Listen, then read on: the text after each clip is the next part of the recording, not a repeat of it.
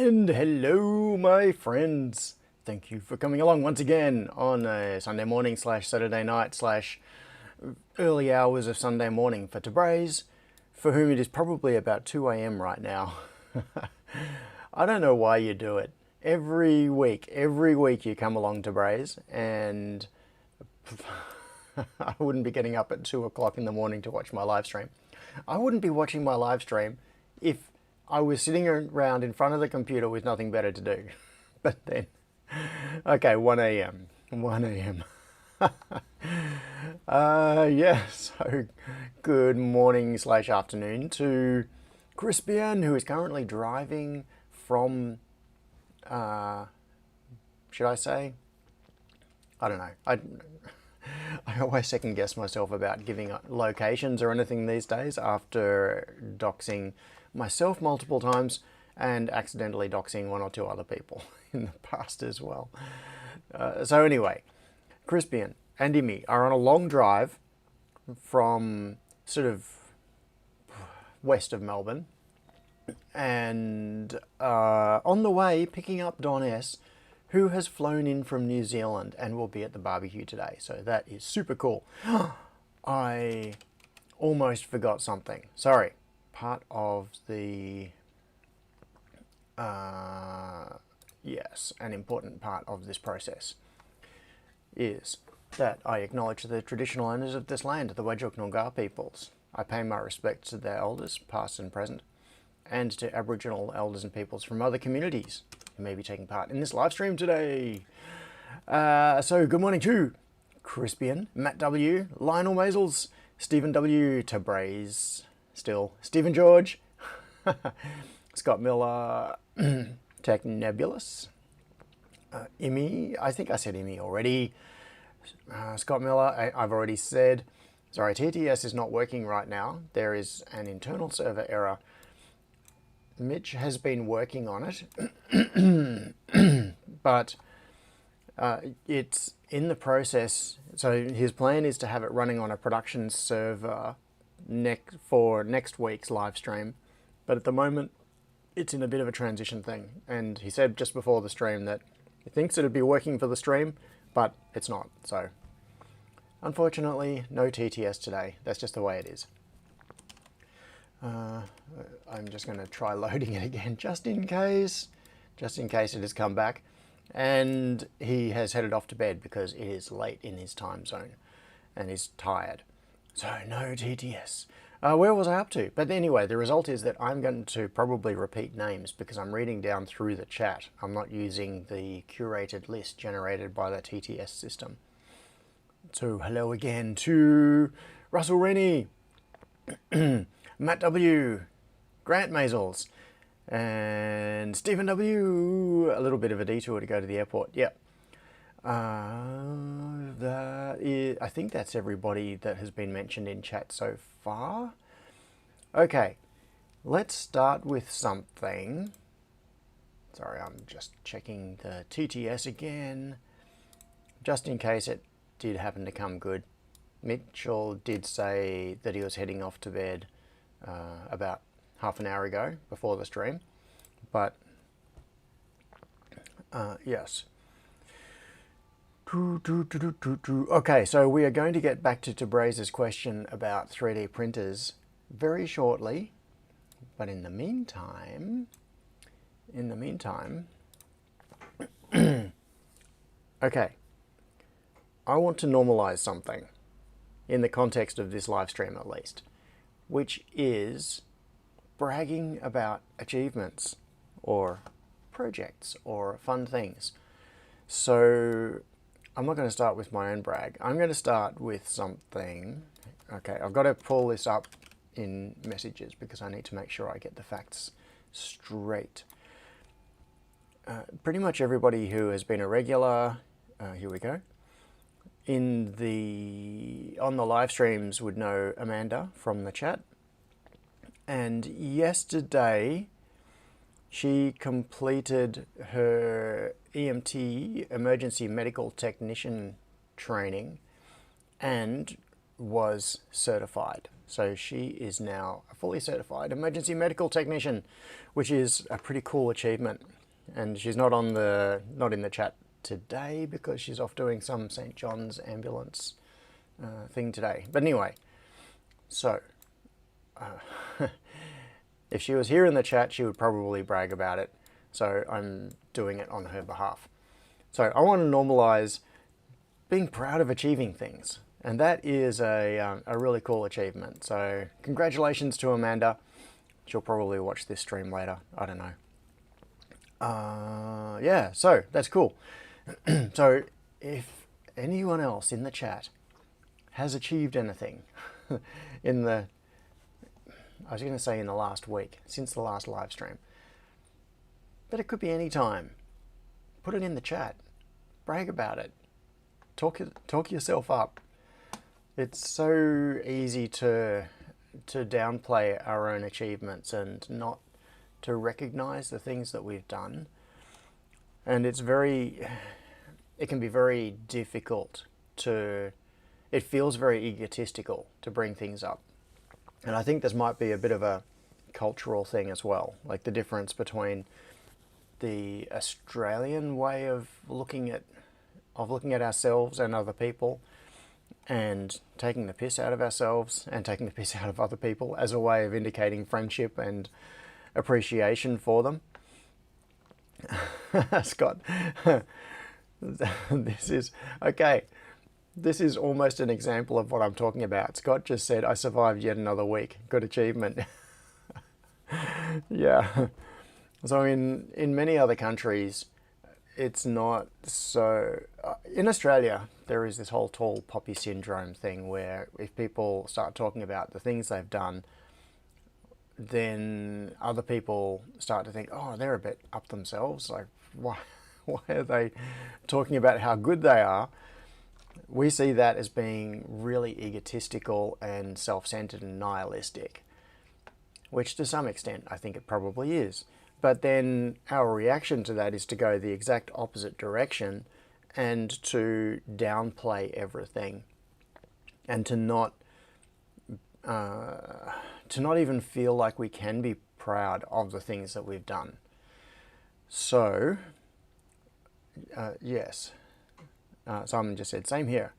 Yeah, so what I want to do is encourage everyone in the chat, anyone in the chat that feels like it, to say something about, Simon said, although the week isn't quite over, that depends on whether you zero index your weekdays. So if you have done something, it doesn't even, how do I put this?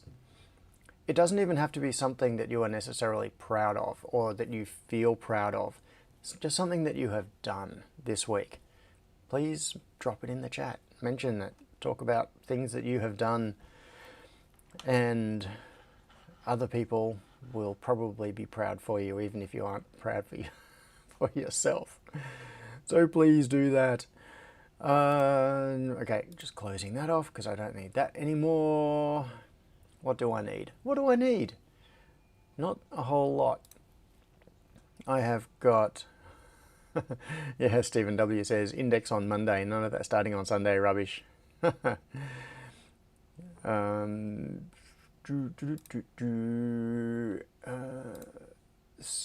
what am I doing? Oh, that's right. What you can't see right now is that I'm in Fusion, but I am messing around, getting to, where are we? Superhouse projects, Testomatic. Oh, I could just hear a chainsaw in the background. Can you hear that? That's a happy sound. I don't know why, but the sound of chainsaws in the background just makes me happy. What is wrong with me? Testomatic 2.3. Yeah, I have some sad news, very sad news. The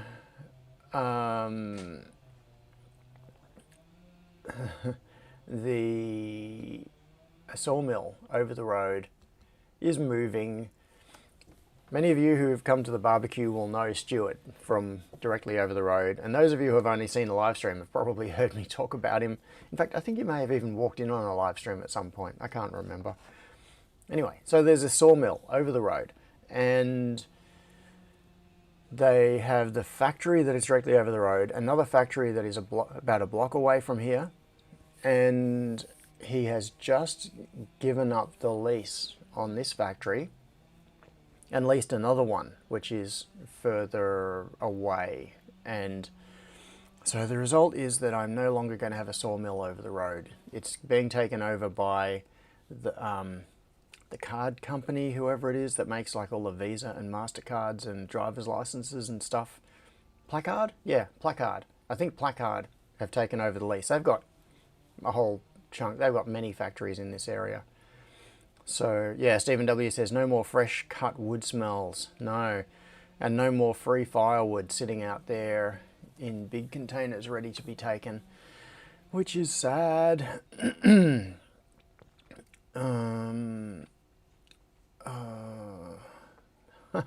Oh, okay. So, some congratulations. Scott says, my top headache apprentice took on his own apprentice this week. I must have taught him well. Yes. So the master and the apprentice. So this makes you a grandmaster, I guess. So master and apprentice. The apprentice is now a master, and you are the master's master. So you are a grandmaster.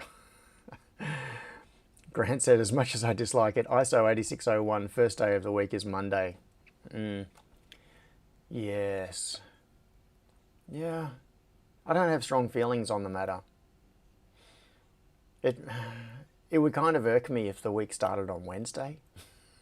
But even then it wouldn't really matter that much. It's... What does it mean to say the week starts on a certain day anyway? The only people that it affects are programmers. Nobody else has... Well, I suppose if you're thinking about pay periods, then it matters if you're being paid by week, or if you're paying rent by week, there is a start date. But that's kind of arbitrary anyway. It doesn't necessarily need to align with anything. Simon said, the week start on Thursday since that was the day I was born. Yeah, so Thursday is your zero index. The Thursday of your birthday is your zero index. Everything else is counting up from there. Okay, so more congratulations. Tabre said, I've halved my sugar levels after getting diagnosed with diabetes a while ago. Nearly at normal levels. Tabraze. Okay, firstly, it sucks that you were diagnosed with diabetes. Secondly, congratulations on making the changes necessary that have got your sugar level down to almost normal levels, halved your sugar level. Yeah, that's cool. That is really cool. Oh, Johnny is here too. My Swedish friend.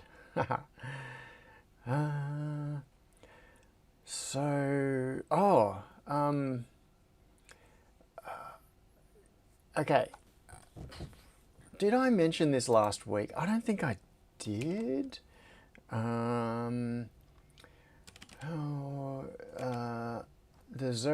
So, some of you will know my friend Tekla, and last weekend, I think it was after the live stream, that she's not in that photo. These are the winners of the Elite Division. She competed in the Zofingen Powerman World Championship, which is a duathlon.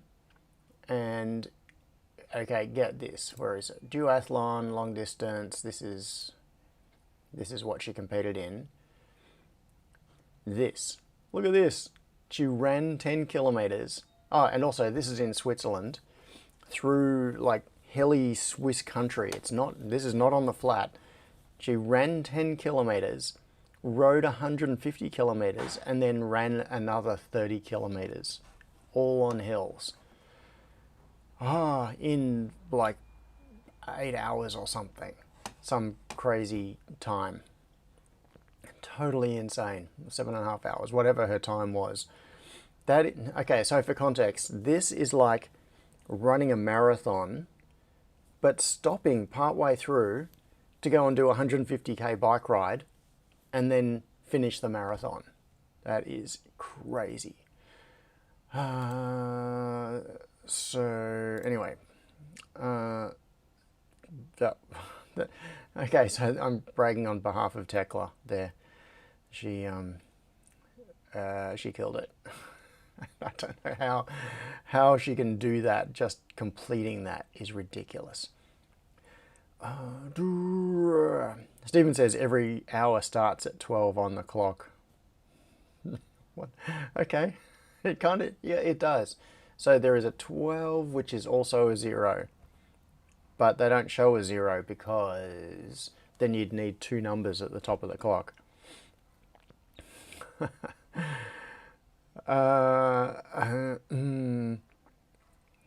Scott says to Grant, when you get old enough, first day of the week is the day after you decide you're done with the previous week.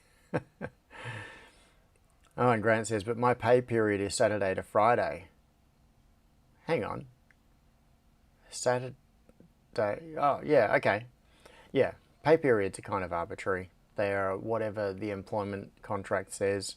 So, all right. All right.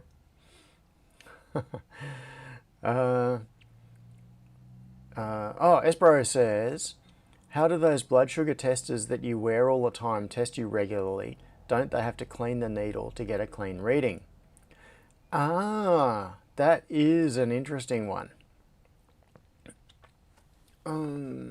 Okay, so quite some years ago, I actually disassembled one of those blood sugar testers with Chris.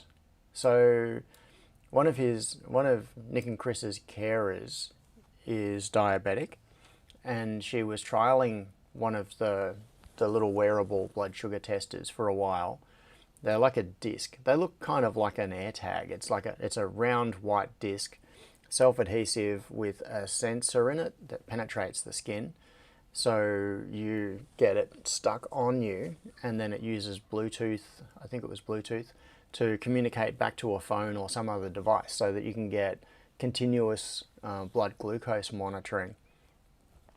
Omnipod, says Jack's Tech. Johnny says squirrel number 1, yeah.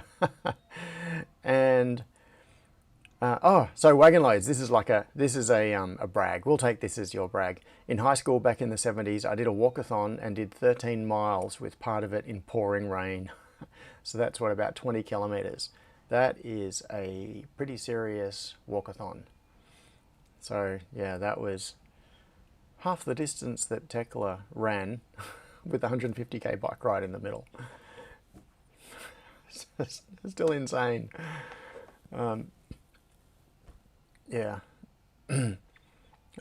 Johnny said, I'm at the age where I need to start checking the blood sugar. Okay, so this device, so anyway, she had this device, and they're disposable. The idea is that you have it attached, and then it measures and reports your blood sugar, and when it's finished, basically after however long they work, I don't remember, they last for like a month or a week or whatever the measurement period is, you pull it off.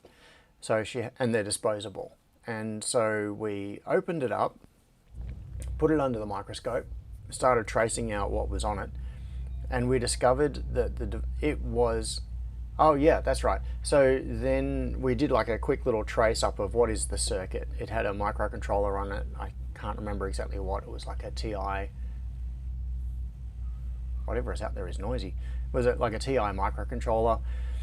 And so did a quick trace out of the circuit on it, had a few supporting parts, not very much, basic oscillator and some odds and ends, and a voltage divider going into an analog input. And I looked up the data sheet for the microcontroller, and in the data sheet it had a reference design, And what they had implemented in the blood sugar monitor was the reference design. It was the microcontroller, minimal supporting parts, and an analog input, and that was it. Nothing else whatsoever. It was exactly the circuit of the reference design.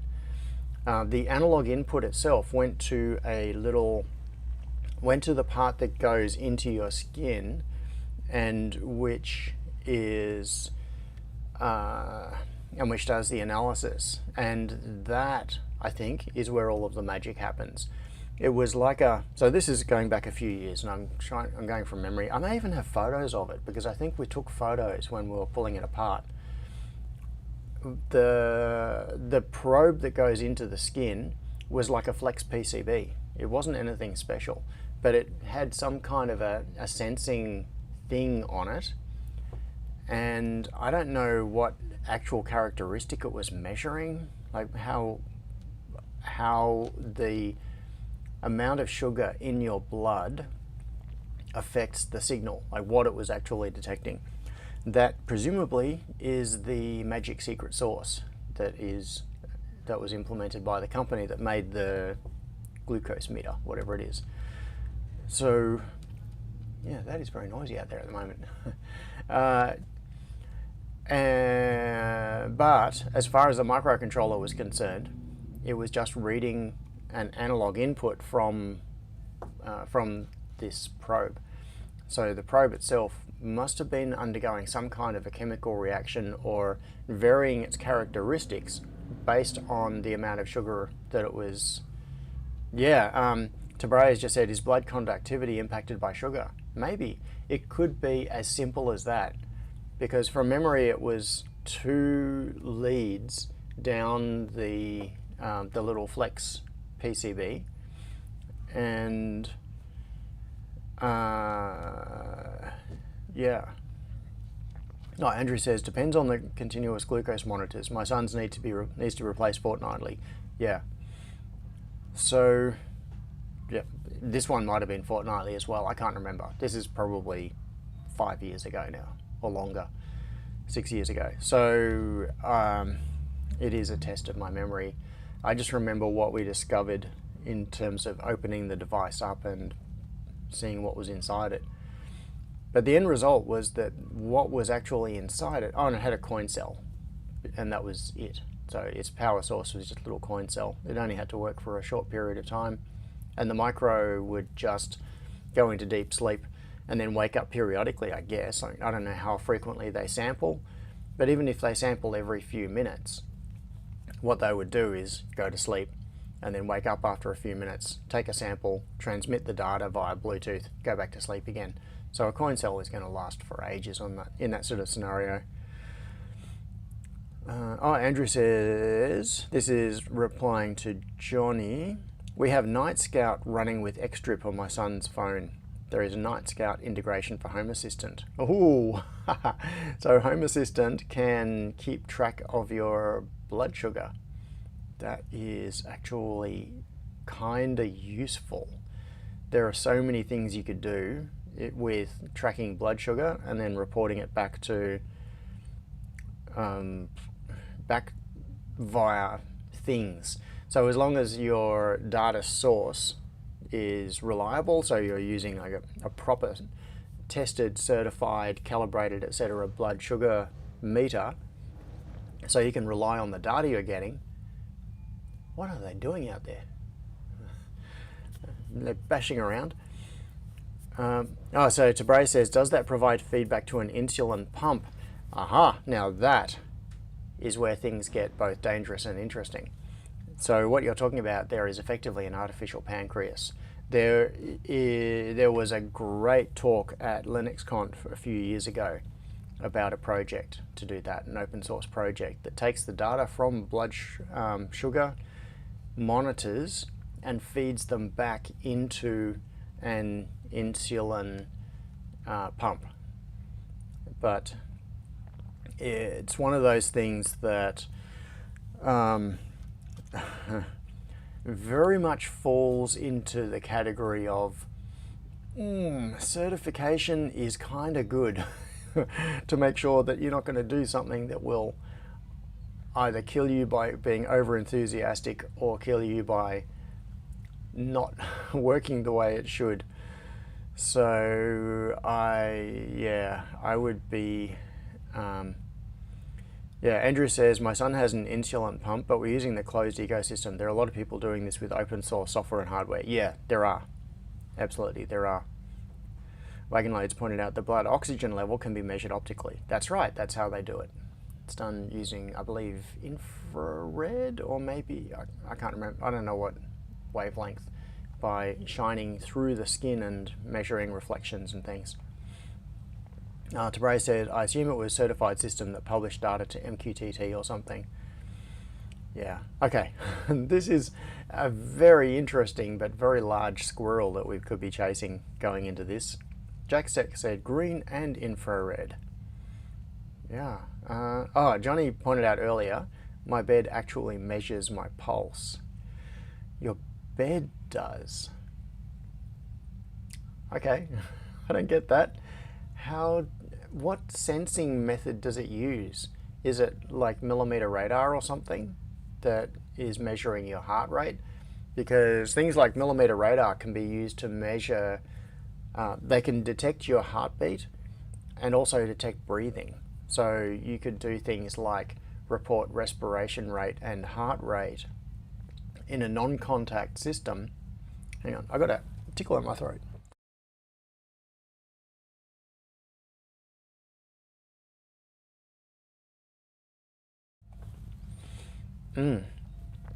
Okay.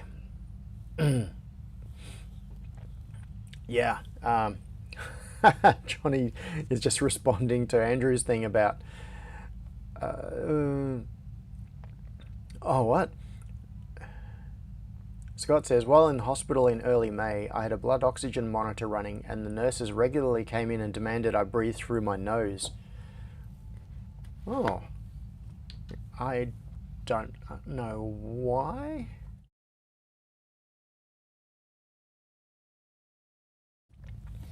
Is that because the way you were breathing was messing up the way it was reading, or because it was causing you to have low blood oxygen? I don't know. Wagonload said millimeter radar sounds like Star Trek. Yeah, yeah. It is kind of amazing. Oh, Johnny has a link. Let's see. Sleep analyzer. Oh, this is the link that Johnny just posted. Start your health journey. Explore the depths of your sleep pattern. Ultra powerful sleep monitoring system. So sleep apnea detection, snore detection, sleep analysis, heart rate monitoring. And how does it do it? It would be really interesting. Okay, so it's quite small. It goes across. So yeah, you put it across. That's kind of chest height. So approximately where your heart is. Heart and lungs. And powerful sensing. Every time your heart beats, it propels a mechanical wave through your body, which is measured continuously with high precision by the pneumatic sensor. What? Pneumatic sensor? Sleep analyzer filters your motion signal to extract your breathing rate throughout the night. Movement. Obtain, yeah. Okay. So I am curious to know, Johnny, does it work? How well does it work? You have first-hand experience with this, so it does look interesting. Ooh, for a moment there they showed some scientific looking stuff. Oh look, there's a PCB and some pipes and things. But of course you have no idea whether that's really what the PCB looks like. It could just be like an AI generated image, generic image of a PCB. So we can't do anything with that. Oxygen uptake is faster via the sinuses, said Jack's Tech. Really? I don't understand. How? I mean, I would like to know.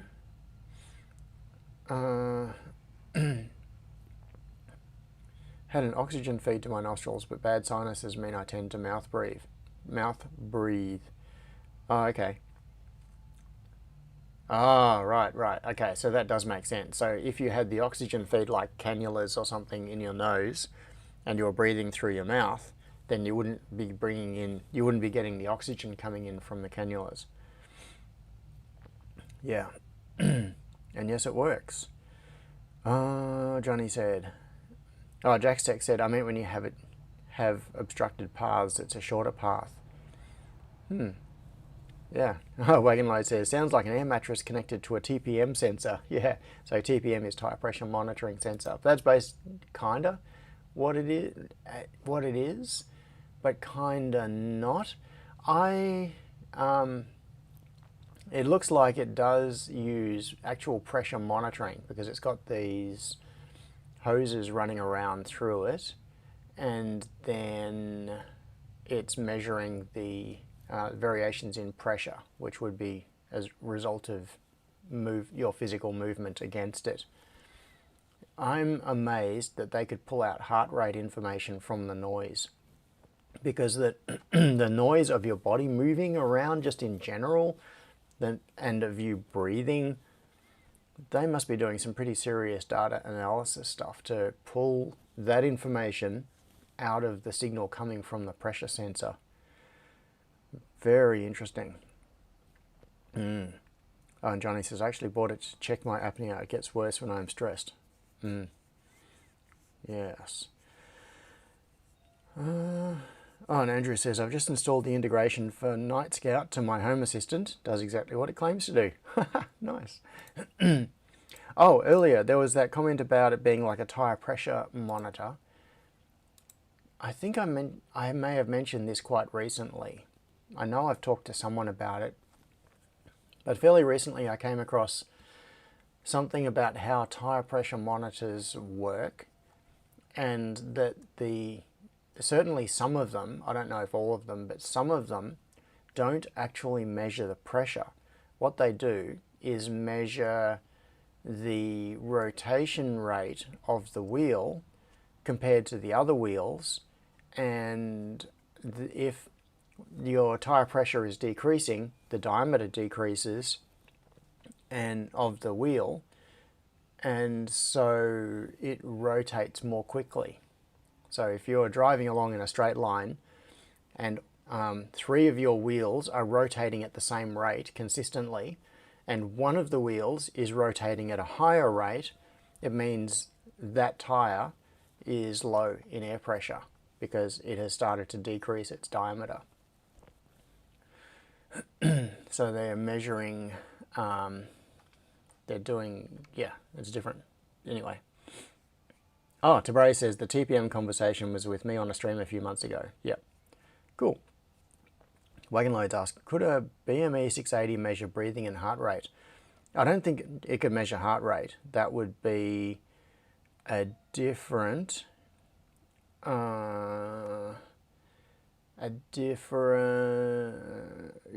type of sensor. Oh, Paul is here as well. Welcome, Paul. Heart rate might be visible as a peak in Fourier transform of pressure. I don't know if you can hear in the background, every now and then there is a ding. It'll probably happen again in a moment. I will point it out next time it happens. That is, there it goes. That is a device that Paul built many years ago. That is the high energy particle detector. It's out in the loading dock at the moment running, and because I've got the door open here, I can hear it. Okay, so, well, this is cool. Thanks for pointing this out. I didn't even know that this thing existed. That's interesting. So, what? It's 10:36. I am slightly procrastinating on this, and I don't really know why. I feel like, okay, so right here, these are the PCBs that are on screen right now. This is a packet that hasn't even been opened yet. These are the Testomatic version 2.3 PCBs. My plan is, /was, to assemble one on stream today. So this is the Testomatic with the updated footprint for the I/O module. And I don't know. I'm hesitating to begin. I've got everything here. I have a tub of solder paste. I have the squeegee. The stencil is just down there to my left. I have this. I have set up, actually, let's just make sure of this. I am going to hand solder one, 12-hour stream, says Scott. Yeah, I can't do that because it's barbecue day today. VNC viewer. KO1. I'm going to log in here and then I'm going to switch to here. So this is VNC'd into the first pick and place machine. And let's see, what? Do I have clearance? So, can I run this on the conveyor? I believe I can. Recent jobs. I was just setting up Testomatic 2.3. So I have the pick and place job here set up. I could run it. David says, oh no, I'm late, I missed the entire stream, did I miss anything? If you missed the entire stream, then no, you did not miss anything. Wagonload says, can your PNP extract placement data from KiCad PCB data? Yes, it can. Oh, Paul says, one day I will get to one of these barbecues. I hope so. But for Paul, it's coming all the way from South Australia, so it's quite a trip. Okay, Johnny says he just missed 2 squirrels. Yeah. Yeah. Oh, Johnny says, Withings has a scale that measures your fat mass using your body resistance. Kind of cool. Yeah, I've seen the scales before. Actually, I've got one that I haven't used for a while because it is still back in the former superhouse. And it measures through the soles of your feet, but they seem to be fairly inaccurate, those particular ones. There is a really, there's an interesting one that is in some gyms that you stand on and you hold on to 2 contacts and it passes electrical signals through your body in different combinations, like between the hands, between one hand and one foot, the opposite foot, that sort of thing. And it can build a picture of your muscle mass and across your body. Like it's not just an overall number of what is the percentage of, like what is your percentage body fat. It'll tell you things like muscle mass in your legs and arms and through your body and different parts of your body and that sort of thing. They're kind of amazing. David says perfect use for 240 volts, 100 amps.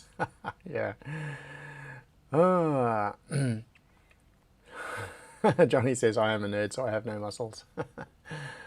Yeah. Matt W says Xiaomi has a set of smart scales that do that. Yeah, many people do. There's a Fitbit. The one I have is a Fitbit scale, which then reports via Wi-Fi to your Fitbit app as well. So it tracks changes in your weight over time and body fat over time. Okay, I am procrastinating, so let's see. First thing I'm going to do is turn on the air compressor. Scott says, I am also a nerd, but have muscles because servers are made of gravity. They sure are. They have so much gravity in them. Where are we looking for? There we go. Ka-chunk, air compressor is now on. Okay. So what am I doing next? Oh, I think Wagonlow says you're a professional procrastinator. You're a professional procrastinator. Yes, a procrastinator. I get it. I see what you did. All right, now, next thing, something else that I need to get up and running is, what is the camera thing? Reolink. Okay. Just cause.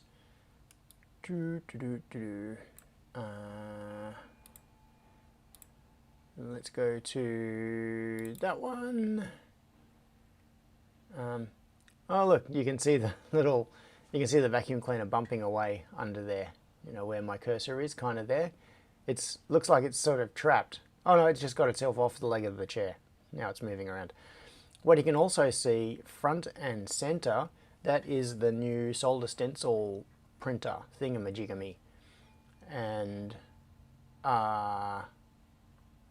it's actually raised itself because I turned the air compressor on.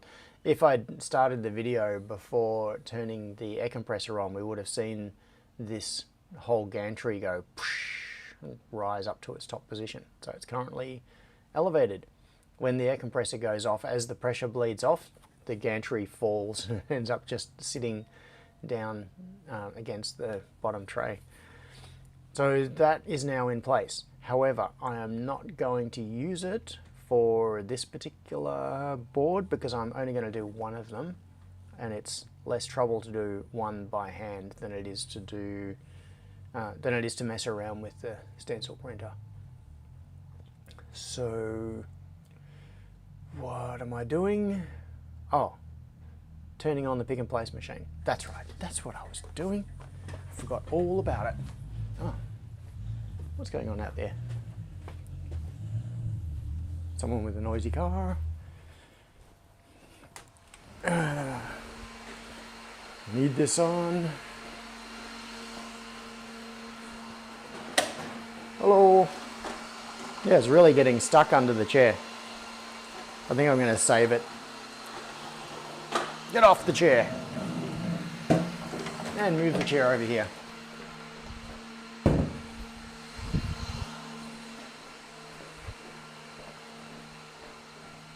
And then I'll close that door to keep the noise out. Okay, where are we? Scott says vacuum keeps working that location. Who's been snacking in the cleanish room? That is what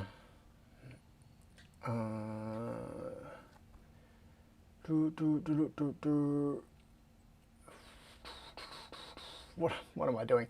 Oh yeah, no, it was stuck there because it was getting caught up on the legs of the chair. It was running over the leg and then trying to turn and just bouncing around. Stephen said, do they make 4:1 heat shrink? Yes, they do. Glue-lined heat shrink is typically 4:1.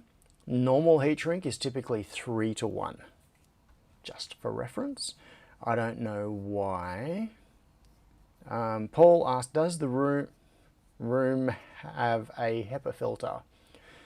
Some vacuums just move the dust around. Yes, it does. You can't see it, but it's behind the pick and place machines, down there. See where my cursor is spinning around? Right behind that monitor, you can see there's a little alcove. You can just make out that there is some yellow stuff there. In that alcove, sitting down on the floor, is a big HEPA filter, like a room air filtration system. So, yes, there is an air filter in the room.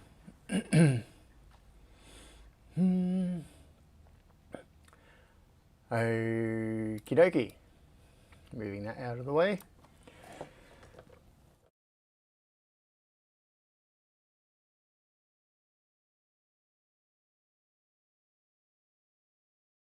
I need a cough button or something. So, hang on.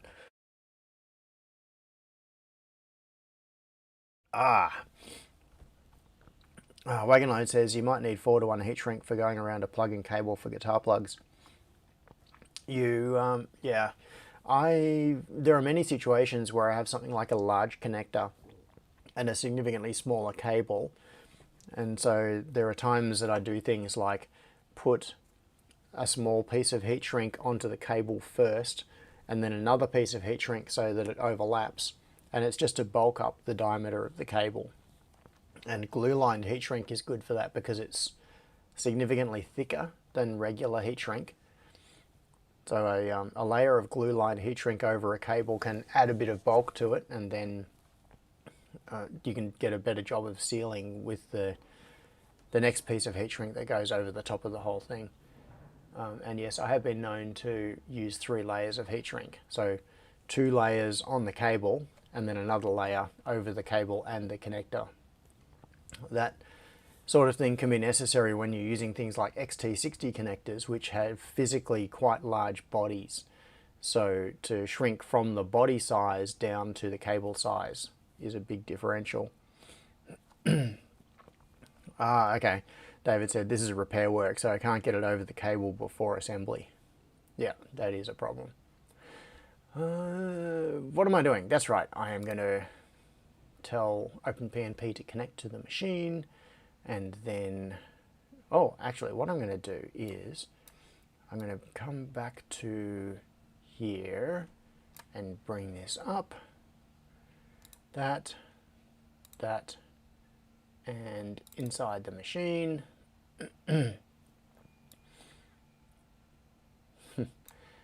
So this is the inside of the pick and place machine, and then I will go home and back to, come on, back to, where is it? Back to there. Is it homing? I don't see it homing. I'm not sure if it's actually communicating. Let's see, maybe I didn't click it.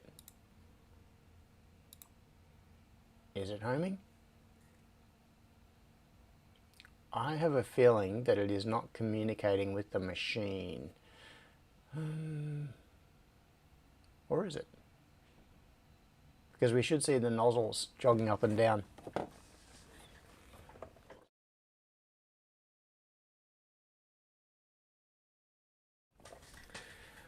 I don't know.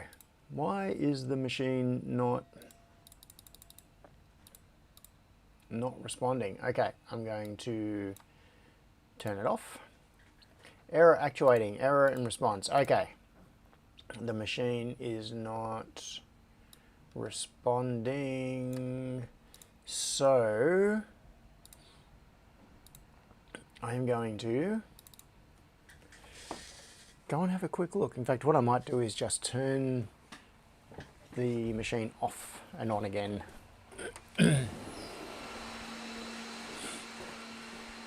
Do the classic troubleshooting technique. Machine off, machine on. And now that I'm here standing at the machine, I might as well do it from here. You should be able to see it on the thing. It is not responding. Why are you not responding? Let's go into machine setup, drivers, open KO, driver settings. Driver settings, what driver does it think it's using? TTY ACM 0 seems right. I don't know what TTY S4 is.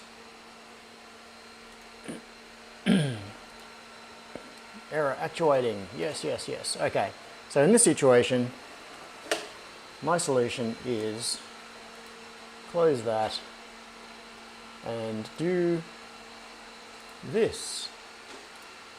Yes, restart. One thing that's really annoying about this is that the VNC server generates a new random password every time the computer reboots. So if I reboot it, I've got to go back in and set it again. Oh, now the vacuum is stuck on that chair. Okay, you don't like these chairs, do you? Let's try this. I'll just move it over there for now. Have you rebooted yet? Yes. Okay, so you can't see it on the screen. I'm going to have to go back into settings and change the password so that I can VNC back into it again. Remote desktop.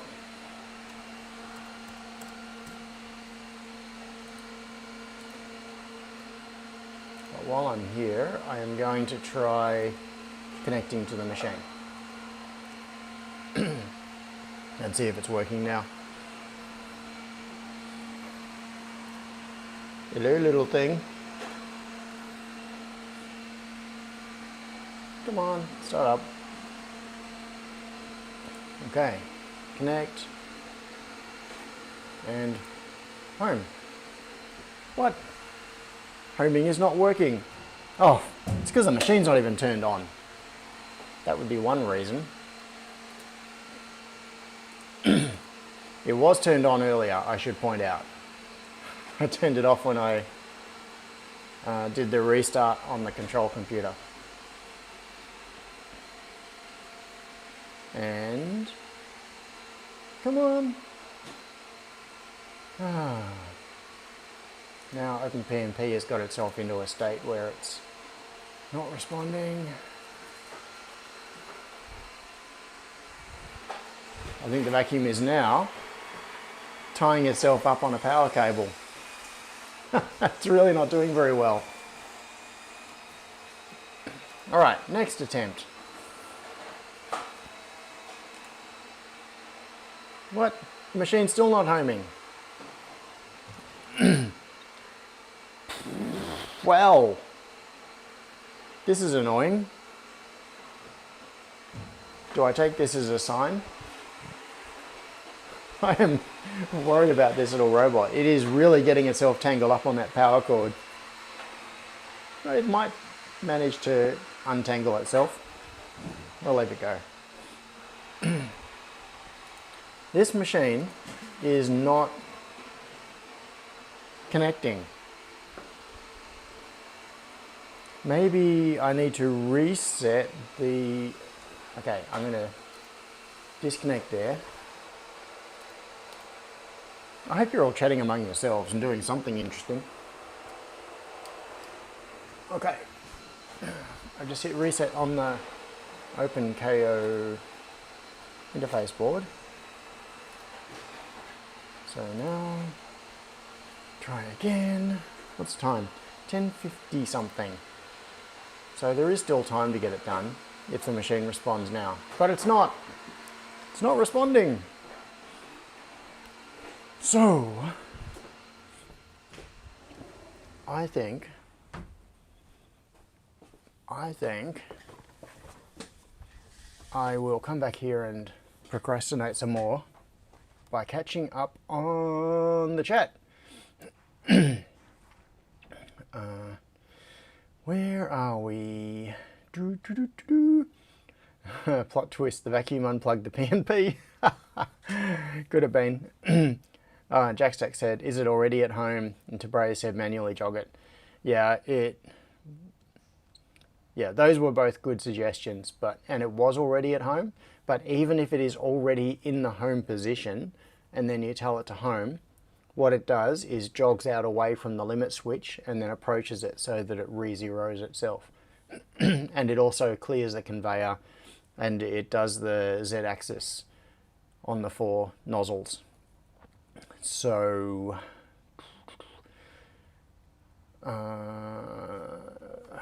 yeah, and also I would get a positive response from it saying yes, that it's homed after doing the homing operation. But that didn't happen. Wayne Loads asked, question, would a Geiger counter tube need a shielded cable? That sounds like a question for Paul. Notebook probably has a higher voltage. Mine does not have a shielded cable, says Johnny. Smack it. I was wondering if it needs to replace a cable. Did you?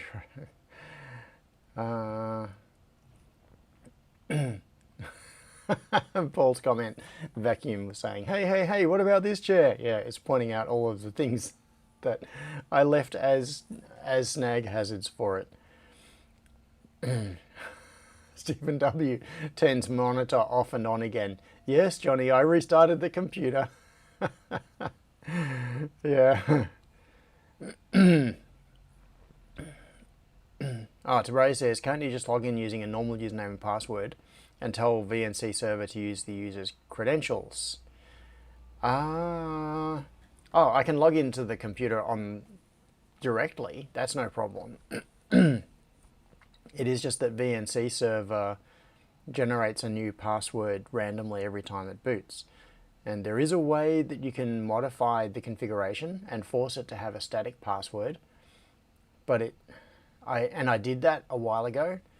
It was kind of annoying. I had to look up some documentation, which sucks. I shouldn't have to look up docs. It should be right there in the user interface. But no, there is no, you can change it in the user interface, and then the next time you restart the computer, it's reset again to another random password. It's poor UI design. And then at some point, I did like a system update on it, and it went back to generating a random password every time. So yeah, it's just annoying. Paul says, does vacuum have a name? Vacuum. Oh, no. You're talking about the little RoboVac? No, where is it? It's currently down behind there. Where my cursor is spinning, it is being, your vision of it is being blocked by two machines. I can see it. It's down towards this end of the room. Speaking of 3D printer. Oh, right. Yes, there was a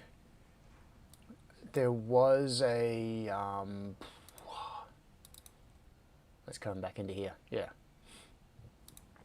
So this is up and running again. I need to see what the other serial port is. Why is there a second serial port? If I go into machine setup, drivers, G-code driver, down here, this is where you select the serial port for the interface. I don't know what TTY-S4 is. There is something else plugged into the computer. I'm pretty sure it's the ACM0 device. Don't know. It is going to take a little bit more diagnostics than I want to do while people are sitting around waiting for me to do something on a live stream. Yeah, okay, so back to... Oh yeah, Tabray says, this is because we asked for 12 hours of manual assembly. Yeah. Yeah. The machine is protesting. No, but if that was the case, it should be behaving, because it should be ready to prove itself, saying, see, look how much better I am. I'm so much faster than doing it by hand.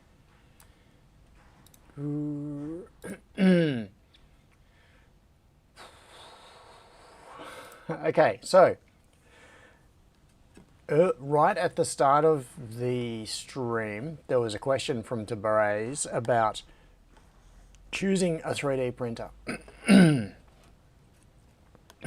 And sorry, I was distracted by by comments in the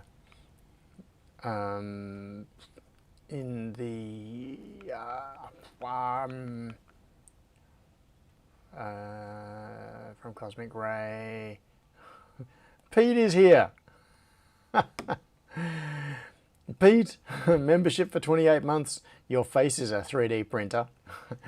Unfortunately, the TTS isn't working, so we don't get the music and we don't get your insults spoken. Very sad. But Paul, no, the RoboVac does not have a name and it needs one. So suggestions are welcome. So, Paul says, slight misrepresentation correction. I wrote the firmware for the thing that goes bing. Has 3 Geiger tubes shielded in copper, so with coincidence only detects muons from cosmic rays. Johnny, member for 35 months. Yes, I think you win. Pete, not an insult, compliment. Okay, my face is a 3D printer. Oh, no, I just take it that when your insults are compliments, I do not necessarily take it that your compliments are insults. I take it that your compliments are compliments and your insults are compliments. So it doesn't matter what you say to me. I'm going to be happy either way. So,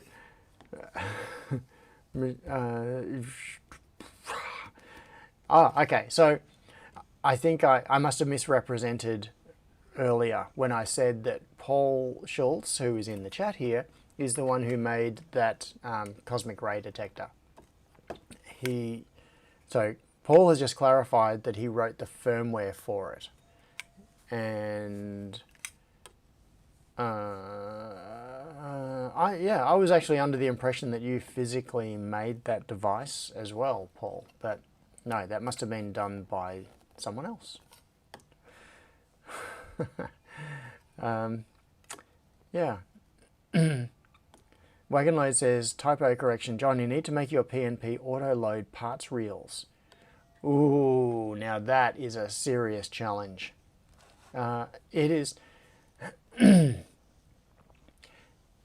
know how there are tasks that are easy to do for a human that are hard to make a machine do?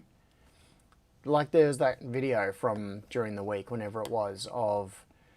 Who did it? I can't remember. The dude who made the egg cracking robot. So, as a human, you can take an egg, you can crack it, you can split the shell, you can dump the contents into a pan, throw the shell out. Sometimes you get little bits of shell in it or whatever if you stuff up, but basically, as humans, that is not an especially difficult task. Making a machine that does that, that is actually really hard.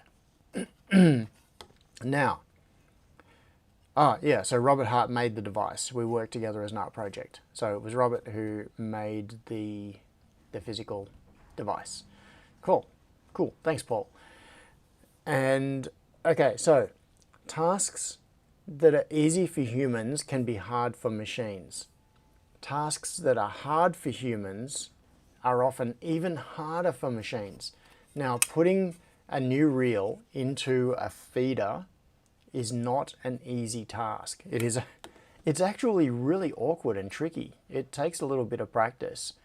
You've got to peel back the cover tape and get the reel in place and then feed the main tape through on the correct path, and you've got to sort of twist it to get it across the sprocket and then feed it back into the return thing, and then you've got to take the cover tape and feed it through a little slot in the slide mechanism, which is actually kind of awkward. It takes a fair bit of dexterity. Then you wrap the cover tape back around a couple of pulleys, and then you've got to squeeze like a little pair of pinch rollers apart and then feed it in and then let it go, and it spring loads back in, and you've got to get the tension right. It's actually... What is that? Whatever that is, it sounds interesting. It also sounds like it's here. So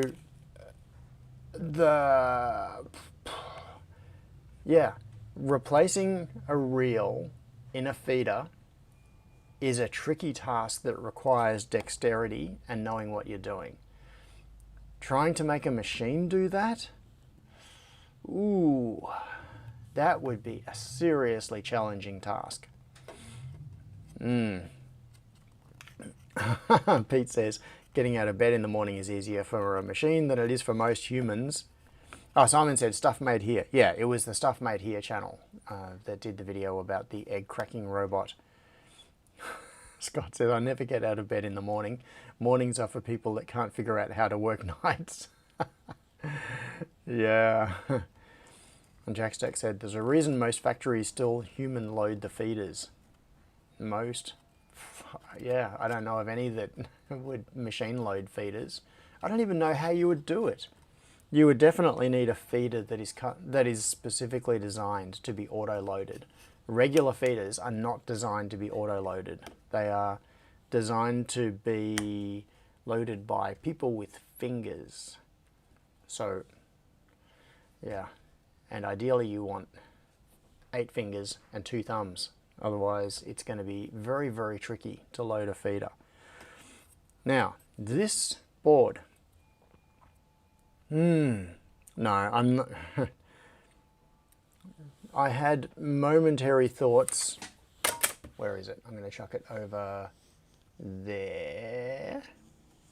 There. I had momentary thoughts manually populating this board. It would be seriously annoying manually populate. There are quite a bunch of caps and different odds and ends around it. There's a fair bit of stuff around here. This connector is the one that really annoys me. That is the vertical USB-C connector that you can't rework because the pads are under. Is it in focus? Not really very well. Yeah, so there are enough parts on this that manually placing it is just going to be annoying. There are many parts that do actually have to be placed by hand. They're not, like, I don't have, these are the Iron A260s. I don't have those set up in the machine. That is the USB hub. That thing I don't have in the machine, the I2C multiplexer. That's an EEPROM. I don't have that connector. I don't have these fuses. I don't have loaded in the machine. So there is still a fair bit of hand placement to do, but there are enough parts on this that I would rather do this in the machine and let it do what it can do the parts that it has loaded, than mess around with doing this by hand. I guess I could, or should I? Stream's got problems. Buffering.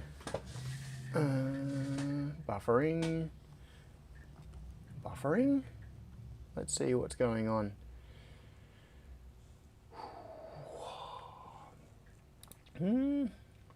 It still looks okay as far as I can tell from this end. YouTube Studio is not reporting a low data rate or anything.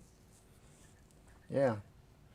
Oh, Pete says buffering. For a moment I thought I was getting the NBN speed upgrade. That is actually happening today. Like, I don't know what in particular is happening today, but here in Australia, today is NBN upgrade day. For some reason, I think it might be the microscope camera resolution, says Tabraze.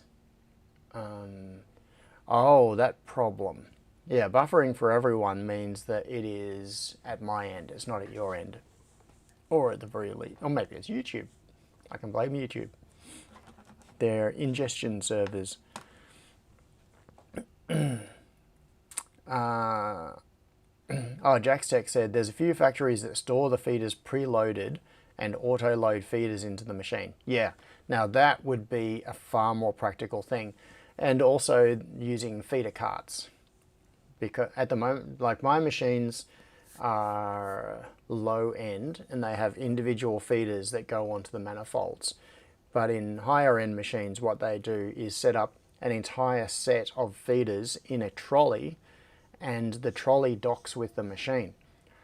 So what you can do is you can have all of the parts for one particular job set up on one trolley, and then another trolley with a different job. And when you want to change over from doing one type of PCB to a different type of PCB that might have a totally different bill of materials, you roll one trolley out, you roll the other trolley in, it docks with the machine, and it's ready to go. It's got all the new feeders loaded. So, yeah.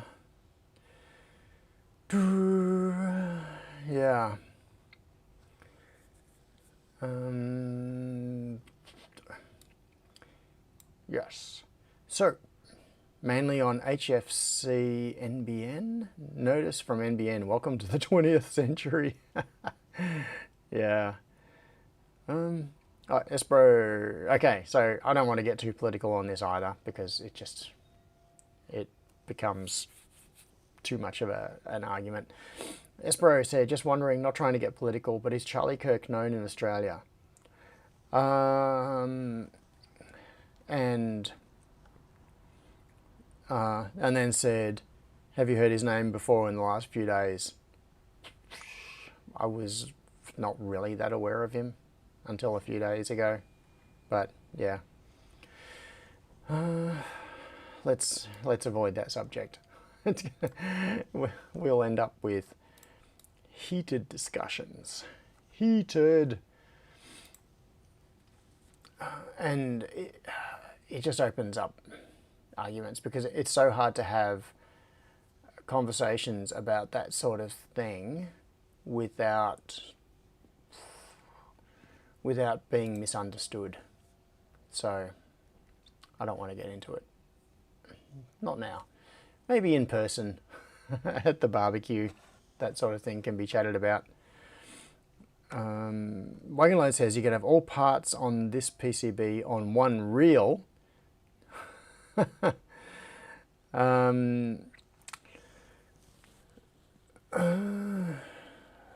On one reel. Oh, I heard about this recently. This sounds insane to me.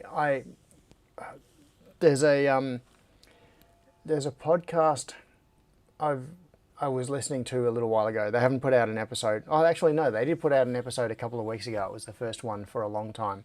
The Pick Place podcast. And at some point in an episode a couple of years ago, they were mentioning a type of pick and place machine, or a method that used to be used, where tapes were sequentialized. So if you had a job, say you had a job where you needed to put down 10 10k resistors, and then 10 1k resistors, and then 5 100 nanofarad caps or whatever, what would happen is the tape, pieces of tape for each of those parts would be chopped and then joined, spliced together. So you would end up with a tape, a continuous tape, that had multiple types of parts in it. And that would be fed into the machine like a single feeder, and it would take all the 10k parts, and then it would take the 1k parts, and then it would take the 100 nanofarad parts. That seems so problematic to me. I can think of so many reasons that is a really bad idea. But apparently there used to be at least one company that made machines that worked that way. So, yeah. It's a way of having the minimum number of feeders. Oh, and also something else that I didn't know. Matt says, I can't see that going wrong. Yeah, that's right. Scott says, sounds like an extra error point. There are many extra error points. For just the obvious one, say you need to put down 10 10k resistors, and so you put 10 10k resistors in your spliced piece of tape, and then you get a mispick, and the machine can't try again because there are no spares. Like, you can't just move on to the next spot because it runs out of them. It assumes 100% perfect pick accuracy. So then what do? Maybe have some spares. Like if you need to place 10, then you put 12 in your cut splice. And then if it needs to retry, it can move on to the next one, but it can only do that twice because you got 2 spares. And after that, you're going to end up with unpopulated parts. Like so many. And if you don't use them, then the machine has to know to skip past them to get to the start of the next part in the bill of materials. Wagonlight says, only problem is if it's lost its place on the reel. Yeah. Pete says, your face is not an automatic feeder. It is an automatic feeder. It feeds, my face feeds me automatically. Well, I feed my face. Tassie Bob is here. Good morning, Tassie. Grant says, we did the sequential ordering for car parts when I worked in the car industry. There were penalties if we got the sequence wrong. We had to match the production line set of cars. Wow. Okay. That's interesting. So you got a production line of cars, that may have different models or different options for each car, and you've got to match the parts to the car, like that car in that position needs this set of parts or whatever. That does sound tricky. Oh, and something else I learned about is that there used to be pick and place machines. What was the company that made them? I just don't remember. There was a company that made pick and place machines where the board was not stationary. It was like a bed slinger, you know, like in a 3D printer, like a Prusa style 3D printer. The bed moves backwards and forwards. The head moves left to right and up and down. And that was basically what would happen with this style of pick and place machine. So the PCB would be moving under the head. The head would move left and right, and the nozzle would move backwards and forwards, or the other way around. I think the PCB actually moved left to right, and the nozzle moved front to back. Very, very strange. So weird. Tassie Bob says, on the boat to your neck of the woods tomorrow. Yeah, so you're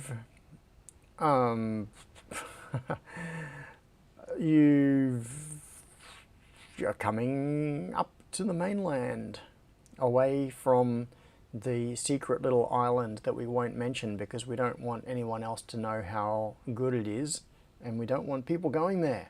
They might discover how good it is, and then it would be overrun, and then it wouldn't be so good anymore. We've got to keep the little island, the little secret island that is just to the south of the Australian mainland, secret. Don't tell anybody. DeRay says, how are you yawning, John? It's not like it's 2:18 a.m. for you. Yeah, you can yawn. You can yawn. Espero said, I've been a little frustrated with Home Assistant lately.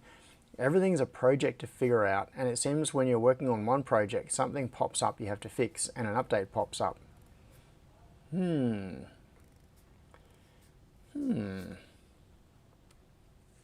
Okay. Yeah. I don't really know what to say about that because I do not have the experience with Home Assistant to be able to pass judgment. It's, yeah, my very, very small experience with it is just, I think I said this last week, what frustrates me about it is how much it tries to take away from you and do automatically, like magically, which then takes it out of your control and makes it hard to fix things when things go wrong.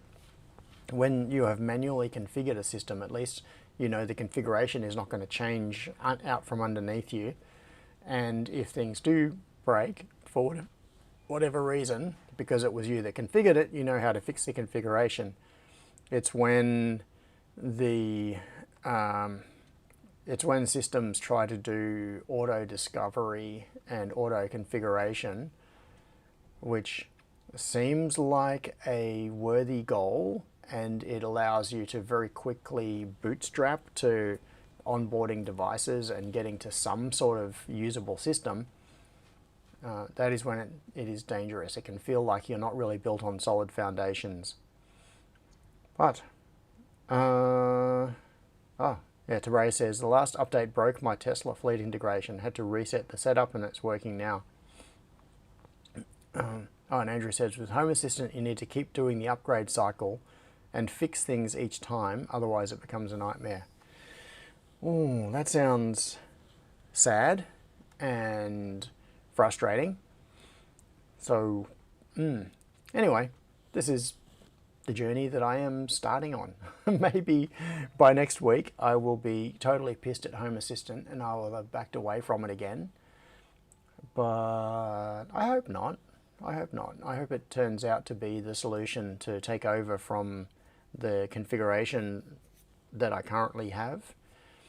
And and it'll let me bring in the voice assistant integration stuff again, bypassing she who shall not be named, which I do not want to have to rely on. I'd much rather have some kind of a local language analysis thing.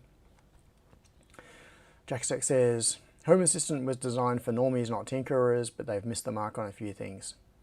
Okay. Tabray says, is OpenHab still popular? That is a great question. I don't know in terms of number of installations. OpenHab is still very definitely a thing. It is still very actively developed, and I had actually seriously considered doing another installation of OpenHab, like the modern one. I haven't looked at OpenHab for several years now. I used to use it exclusively. It was what ran my whole house. But I haven't looked at it for quite a few years. Presumably there's been a whole lot more development on it. Like, it's probably changed a fair bit compared to what I last looked at. And I know that it is actively developed. It's still got a very vibrant community around it. But in terms of things like scale, like number of installations, I have no idea how OpenHab compares to, say, Home Assistant. All I ever hear about on home automation channels is Home Assistant. I never hear about OpenHab at all. It's like not even mentioned most of the time. People just keep going, Home Assistant. So maybe the installation base is like 100 to 1 Home Assistant to OpenHab. Maybe they're like kind of even. I just have no idea. I don't know what sort of scale it is. Paul says it also is quite easy to run Home Assistant core from a Python venv. Yep. And also you can just dedicate a box to it. Like the classic thing is grab a Raspberry Pi. Just do a native installation directly on the Pi, dedicate that machine to doing nothing else, which is what I've done here. I've got this Pi sitting beside me right here. In fact, I'll pull this out. Right here. This is, and this is the Pi that I had running last week when I was messing around with it. So that SD card is what has OpenHab installed on it. I have just put a PoE hat on it. So that's a little PoE hat that I made. And it is now in a 3D printed front end that goes into a rack, like a modular rack system. So this needs to have a little LCD put in it, little 16 by, what is it? I can't remember the dimensions. 0.91 inch or whatever it is. I2C LCD goes into there, and there's normally an RGB LED that goes there. There's a button there for reset, which I need to put in. So I was just doing this yesterday. This slides into a rack mount assembly that can take up to 6 Raspberry Pis in a single rack unit. And that is the one that I'm messing around with at the moment, experimenting with Home Assistant. Scott says they have intentionally stopped allowing for Home Assistant to be installed under Linux. This is silly. Yeah, okay. I didn't know that, but that is silly. Oh, Simon says, whatever you do, don't use an SD card to run Home Assistant from. It will break regularly. Yeah, because Home Assistant would be writing to the SD card constantly. It'll wear it out really fast. So, sorry, I'm still thinking about assembling this board. The one that's, whoops, that one. I am wondering how stupid it would be, whether this is a really dumb idea, to try assembling this during the barbecue, like while there are people here. If I can get the pick and place machine running, like if I can figure out why the controller is not connecting to it, which I think I can do, I should be able to sort that out, then it'll be awkward with people around. Depends if there is someone else that'll run the barbecue, because normally Keith comes along. So Barbecue Keith, who I have not seen in the chat today, normally comes along and takes over the barbecue. So he does all of the sausaging and that sort of thing. So if that's the case, I could do an actual run with the pick and place machine and the reflow oven while people are here, like as a live demonstration. Maybe. Yes. David says, it would go horribly wrong if you tried to assemble whilst the barbecue was running. Yeah, so talking about Home Assistant running on a Pi. Simon said, also a Pi 5 will work much better. Yes. Oh, Jackstack said, use a dash cam rated SD card, it will be fine. So those are SD cards that are rated with, they do techniques like internal wear leveling in their controllers so that it's not repeatedly writing over the same part of memory space. It spreads writes across the whole card. And there was also a suggestion from Gavin, who said, use log to RAM or similar to reduce SD card writes. So there are definitely techniques you can use. As I said on my on the last stream where I was setting up Home Assistant on this, I am treating this as a throwaway installation just to mess around with it and figure out what Home Assistant does, because ultimately I want to run this on a much more powerful computer because I want to do local. The vacuum cleaner is still trying to get itself stuck. It's now trying to get itself stuck under the chair that I moved out of its way, because I want to do local machine learning. I want to run speech to text, which takes a bit of processing power. I want to do text to speech as well, but that doesn't take much. So that I can run local voice assistants without any cloud-based services. I want it all local. And you can do that through Home Assistant, but it does take some processing power.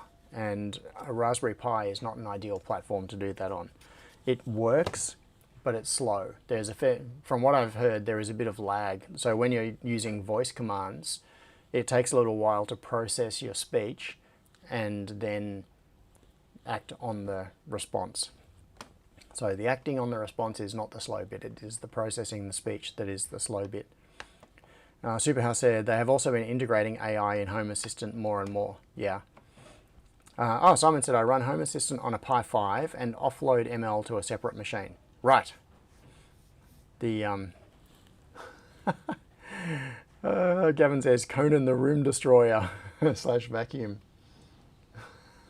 Conan the Destroyer. Yeah, it is now sitting up on the leg of a chair.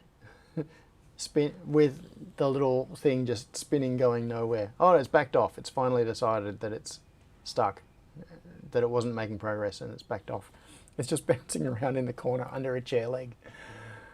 Oh, yeah. Wagonlow says, if a Pi can be booted from a regular HD, it would have unlimited write cycle. Yeah. So a Raspberry Pi with a proper SSD is a very good option.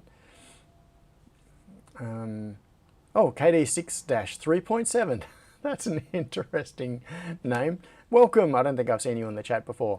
Said you should pick up a used mini PC. You can usually get them cheaply and they are much more powerful than a Pi. Oh, you mean like, I've got to unplug a few things to get it. Unplug that like that. This Lenovo ThinkCentre thingy, which currently has a an Ubuntu installer. So it's a memory stick with an Ubuntu install on it, because I booted it. This particular one I booted off that to install it onto the internal SSD. Yeah, something like that, which I just grabbed off the top of a stack of them that is sitting to my left. So yes, that is an option. This particular one is an i5. The next one down is an i5 as well. These are actually what run my pick and place machines. So the machine, so this, where are we?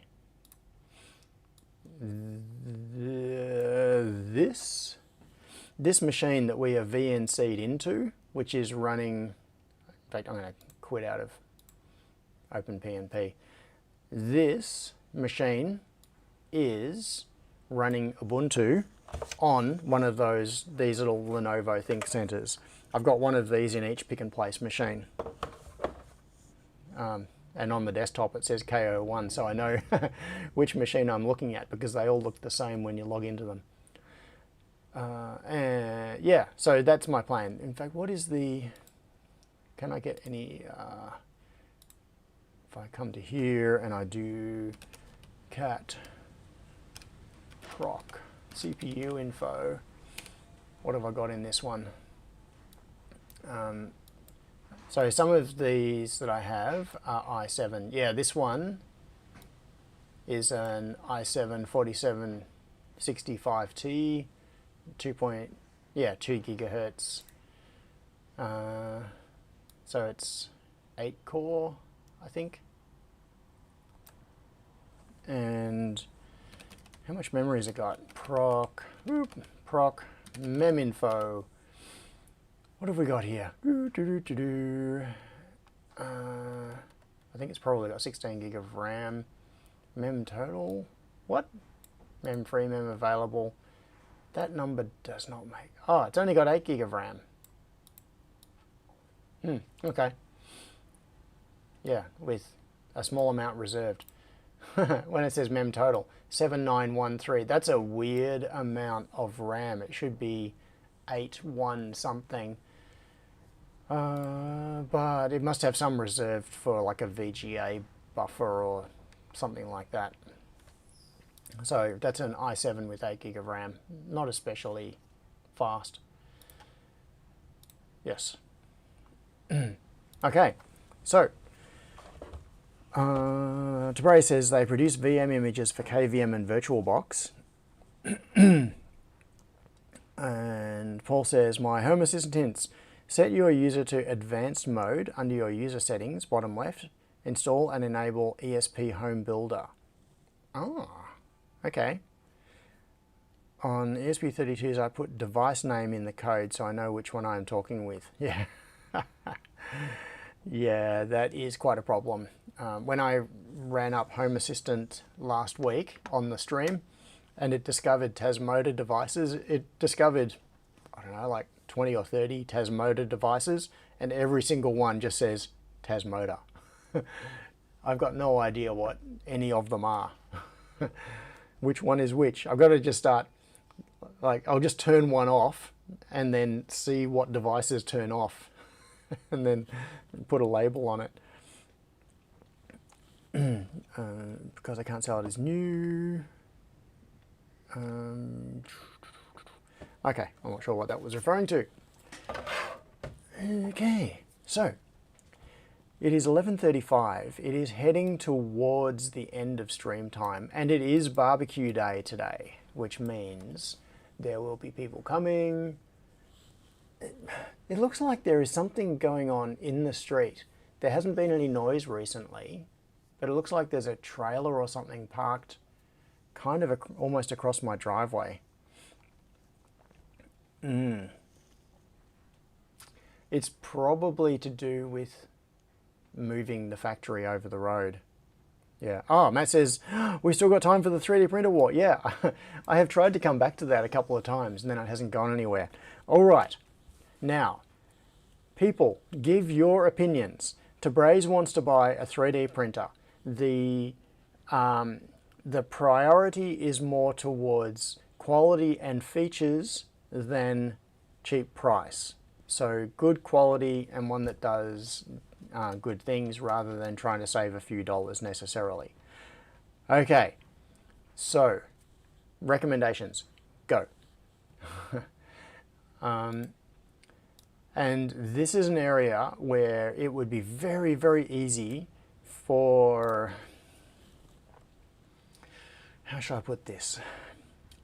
Ideological preferences to influence the decision.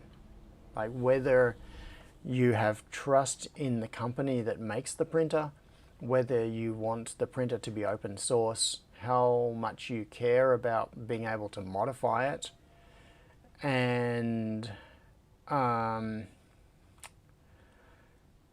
yeah, Jackstack says, let the flame wars begin.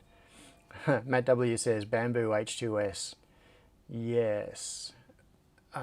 So, for full disclosure, I currently have 4 printers. I only use one of them. The one that I use is the Bamboo X1 Carbon. I also have right behind me, you can see it, all illuminated there, the Prusa Mark 3S. I don't know what to do about that. Let's have a look. There it is. There it is, the Prusa Mark 3S. Since I got the X1C, however long ago it is now, like, it's probably 2 months now, 6 weeks or 2 months ago, something like that. I have used the Prusa once. And the reason I did that was kind of to justify to myself that I still have it and that it's there. The Bamboo is so much more convenient, particularly with the automatic material system, the AMS, that I can pull up. So being able to open Bamboo Studio and control it all remotely, including from my phone, the fact that I can simply send a print job to it and not even be paying any attention. It has failed a couple of times, but it's so rare that it's like, I just don't even care. And most of the time it figures it out because it has the micro LiDAR. Like, it has stringing detection and all that sort of thing. What's in it right now? Starting the video. So this is the video feed from inside it.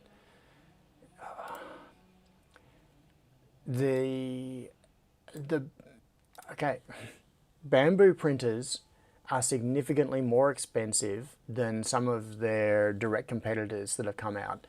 There are so many copycats now,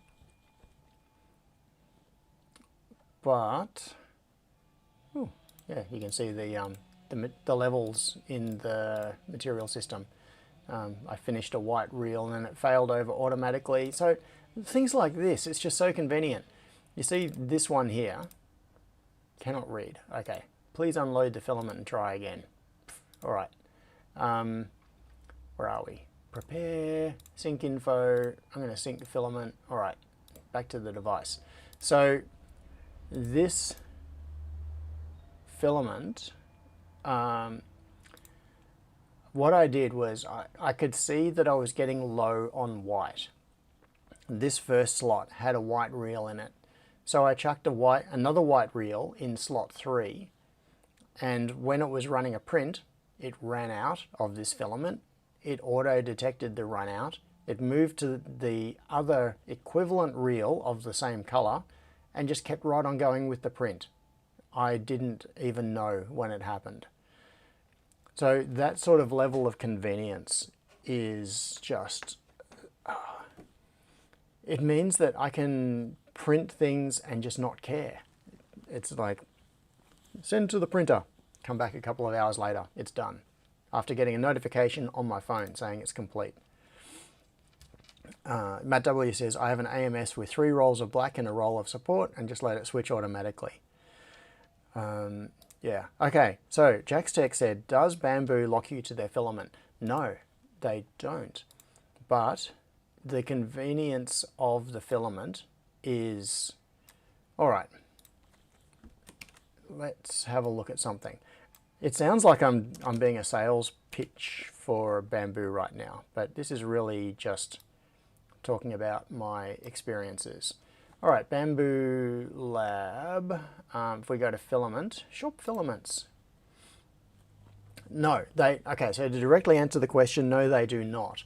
You can put any filament you like into the printer. You can run custom filament profiles, all of that sort of thing, and it works just fine. But if you use their filament, because it's got the RFID tag in the filament, it auto detects. You can chuck a roll of filament in and it loads it, and it knows how much is on the reel. It can measure how much you've got left on the reel. It automatically knows what color it is, what the material is, like Bamboo PLA Basic, here it is. It knows that it's jade white, PLA Basic. It's got the serial number for the reel. It's got flow dynamics, calibration, all of that sort of stuff preloaded. So load, unload, unload. That one must be loaded. Unload. Okay, so it's now unloading that reel of filament. Okay,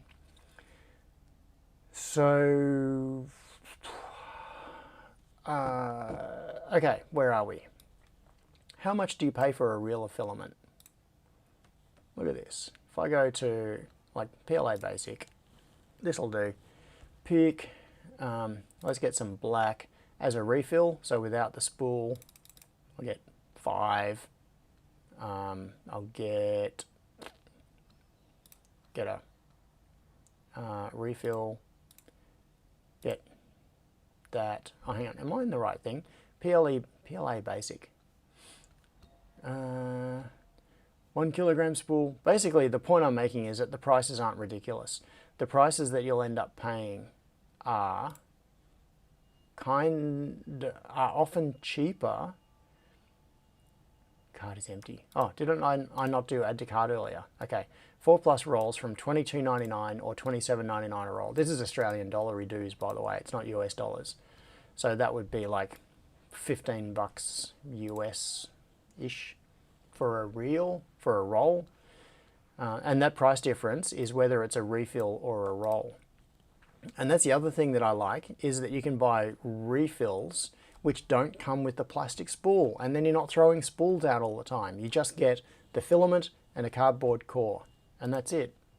And you drop it onto the spool, and that then allows you to, and because the RFID tag is attached to the filament, when you put it into the reel, put it into the machine, it auto detects. My dad's here. Hello. And Dad's turned up a little bit early for the barbecue. So anyway, I have nothing but good things to say about bamboo printers and filament. Yeah, when I got the printer, I thought I'm going to be paying a premium for filament. And you see here, it's got $31 for PLA Basic. That is if you just buy one roll. And if you buy multiple rolls, like if you buy 4 rolls, the price drops to $22.99. And if you, and once you get over a couple of rolls, it's free shipping.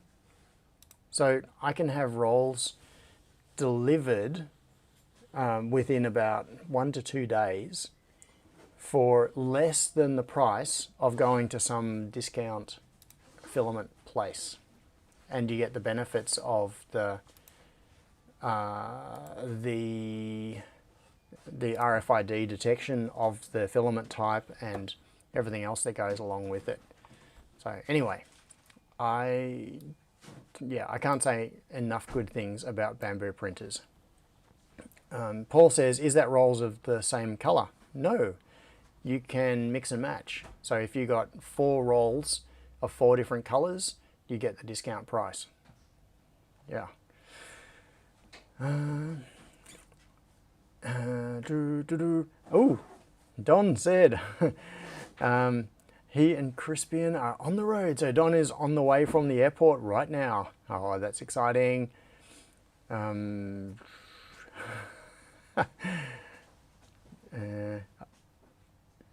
Yes, oh, Dad has just walked out into the factory. I will tell him about everybody saying hello. Yeah, so bamboo printers cost more than some of their competitors, but it gives you a level of polish and convenience that they have a lot of trouble matching. So it comes down to, are you willing to pay the premium for the price of the printer and then have the convenience of everything else? And yeah, I think it is probably worth it. That's my personal opinion. Anyway, Espero says, have you ever seen a 3D metal printer before? Is it cool? Oh, they are so cool. Yes. There is a, down in the fabrication lab at CSIRO, I went down there a while ago, and they've got some metal printers, including titanium printers. So what they do is they use titanium powder, which looks like, it's kind of like, looks like talcum powder. It's just like a,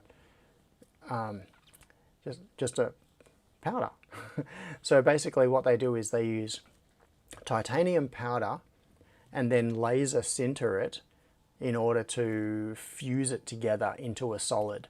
So what you end up with is an object that is in all the titanium. So like in the powder, and then you get the powder out of it and clean it up, and then you've got a solid titanium object.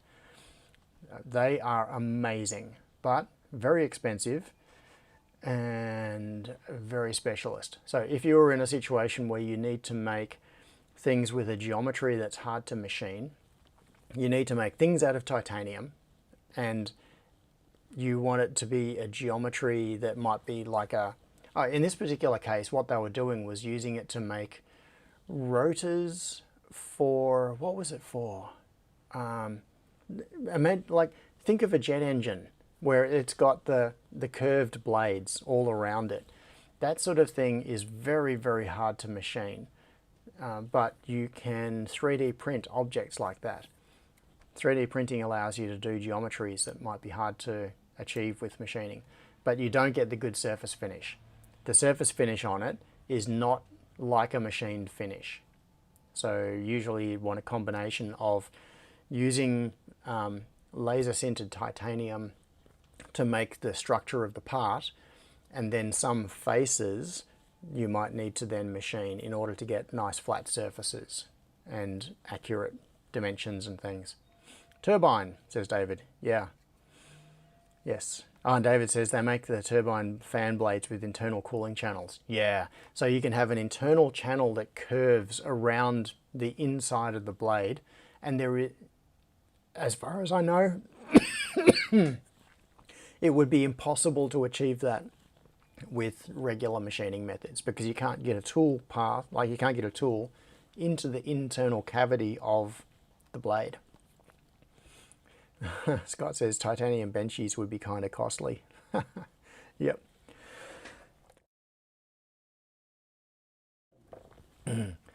Yeah.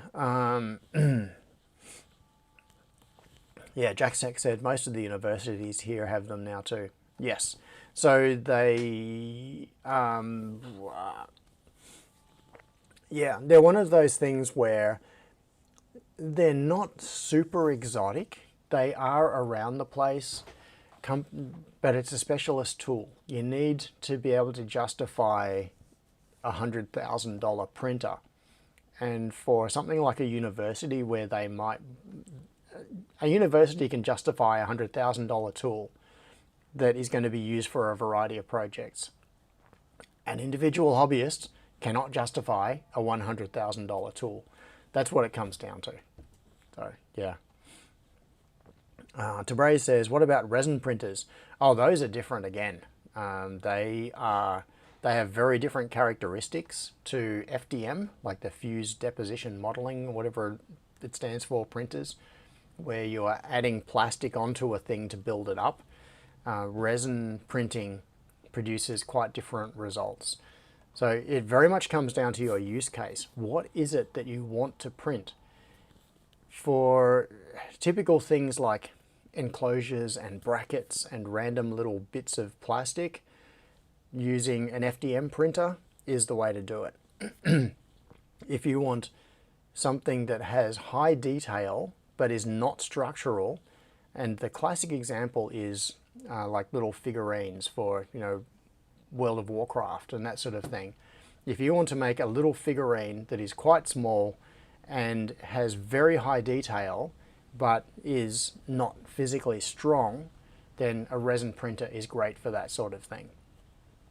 For something structural, I would not use resin printing, because the resin itself, once it cures, is not as strong as you can achieve with other types of plastic printers. Yeah.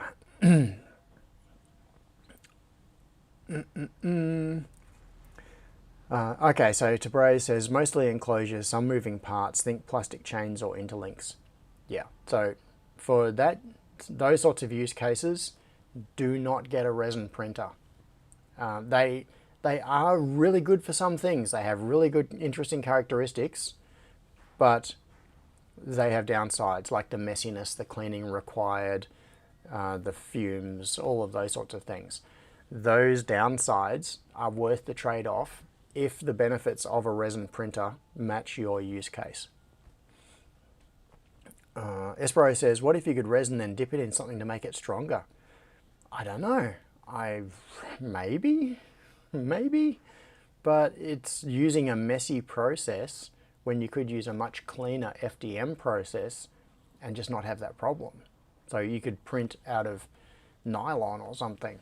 Recently, I have been printing parts out of flame retardant polycarbonate for automotive stuff, and it is so strong. Like, I've been making parts that I'm not sure if I could physically break them. Like, I'd have to hit them with a hammer or something to break them. And I'm doing that in the X1C. I've got the high temperature AMS, so you can see. In fact, you can see on here, if I come back up to here, on the printer. Oh, heck, where are we here?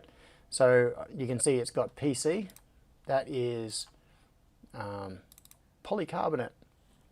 So that's the.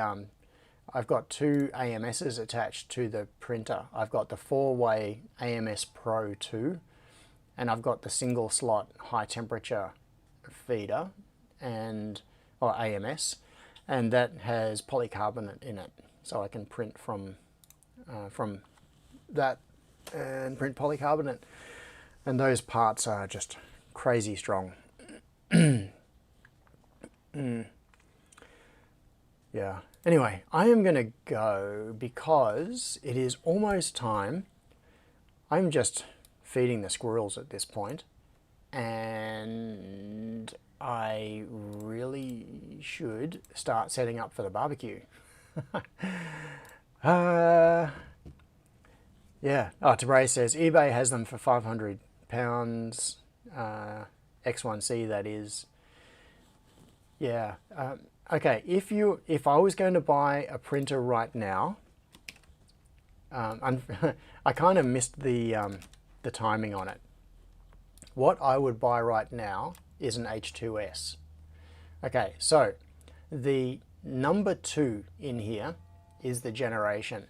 There is, see the A1 is this little one, so that's first generation. There is the A1, the P1, A1 Mini, X1C, P1S. So there's like, this is the P1S. The 1 is their first generation printers. The 2 series, so the X1C, this is what I've got. The 2 means it's their second generation printers. If we, and the H2S is like an X1C, but scaled up. It's physically huge, but you can print much bigger things in it, and it's got the second generation control system and extra niceness. It's just got extra polish compared to the X1C. The H2D, so the H2S means single nozzle, H2D means dual nozzle. So if you're doing a lot of multicolor printing, the H2D is better. But if you're not doing a lot of multicolor printing, the H2S is significantly cheaper, and you can still do multicolor. Like I can do multicolor on the X1C, which is a single nozzle. It's just that it has to do filament changes more often. Whereas with the H2D, with the dual nozzles, it can have 2 filaments loaded at the same time. So if you're doing 2 color prints, it never needs to do a filament change. It just switches nozzles to do the 2 different colors. And then it just switches, reloads filament if it needs to do a 3rd color. So it dramatically cuts down on your waste and your filament change, filament switches. Okay. So, yeah, right now, if I was getting another printer, I would get an H2S. However, that is a physically very big printer, and that may not be appropriate for a lot of, yeah, like you can see the difference here. H2S, 1900 Australian, H2D, 3,000. Like that, look at the difference in prices between those two. And they are functionally almost the same printer. The difference is dual nozzle versus single nozzle. So I would save the money and go for an H2S. Absolutely 100% for my personal use case. But it's, yeah. The H2D is good if you want lots of multicolor printing. Okay, so Wagon Load says, I hope you can do your PCB on stream. All right, here is the deal. I want to, next week, I could do a PCB assembly. If I assemble the Testomatic PCB during the barbecue or during the week or sometime, I still have the conveyor PCB that also needs assembly. So what I could do is do the, I'll do one of them on a stream. Maybe the conveyor PCB I can assemble on a stream. Tabraze asked, is that AMS thing an add-on? Yes, it is. It's an optional extra. But you can get it as a bundle, so the printer plus the AMS. And when the funny thing is that when it gets shipped to you, if you order the bundle, the AMS is physically inside the printer. So you open the door of the printer and the AMS is mounted inside it, and you've got to unpack it, take it out, and yeah, it's a very clever way of being able to ship it all as a single box instead of as multiple boxes. Yeah, Matt W says, it is an option. If you buy new, they have a kit available which is cheaper than buying it by itself. Yeah, you can buy the AMS on its own, and you can fit up to 4 AMSs. So you can have 16 filaments fed into one printer. So you can buy the AMS on its own, or you buy it as a bundle with the printer and it all gets shipped together, which is the preferable way to do it. Yeah, Matt W says you can stack up to 4 AMSs. I run 2. Yeah. So I'm running 2 as well, but I'm running one of the 4 slot AMSs plus a single slot AMS. So I've got a total of 5 filaments that I can load. Wagon Load says, can you set up the PNP to do all of the SMD parts, then do the 3-hole manually? Yes, that is exactly what I do. Now, in fact, what I'll do is, I'll show you this. I can't actually run it, but at least I can show you in OpenPNP what this looks like. So if I load the job, recent job Testomatic, and come into here, this is the list of all of the parts. And what you can see is here, for example, this is a Panasonic G 220 microfarad. This is a large electrolytic capacitor. I do not have this loaded in a feeder. I have to put them on the board by hand manually before it goes through a reflow, and you can see its status is disabled. And this little box here, so that enables or disables it. If I try to enable it, so I've clicked it on, over here it says missing feeder because there is no feeder set up for it. If I tried to run that job, it would come up with an error saying no feeder available for this part. So I turn it off. So that part is now disabled. You can arbitrarily just disable any part you like. And there are parts like, if I scroll down, there should be some, oh yeah, down here, these J parts. In fact, I'll sort by ID. That makes it easier.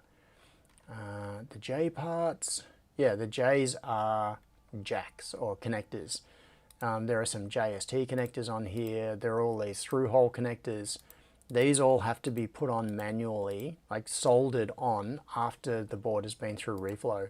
Here's the PCI slot, so the edge connector for the module plugs in, and you can see they're all just disabled.